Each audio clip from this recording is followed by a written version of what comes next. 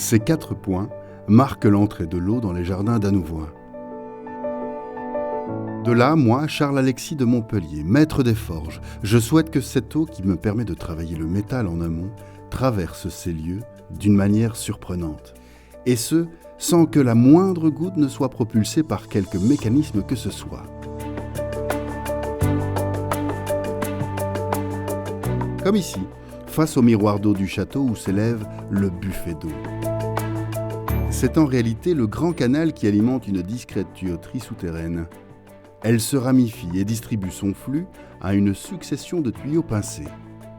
Discrètement et en sous-sol, le rouillon file pour alimenter 4 jets supplémentaires sur la première marche du buffet pour une apothéose, un feu d'artifice aquatique.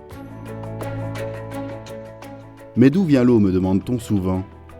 Un ruisseau, le Rouillon, 4 sources, le Grand Fonteny, le Petit Fonteny, la Ruinette et la Banse remplissent des bassins.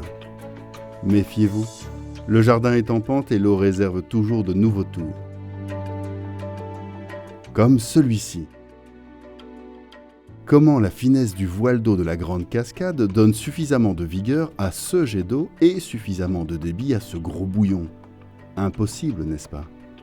Et pourtant, il a suffi de combiner la pression de l'eau du Grand Canal pour les ouvrages nécessitant de la puissance et du débit, et de la combiner à la régularité du cours de mon cher Rouillon, pour assurer la pérennité du voile de la grande cascade, et le tour est joué.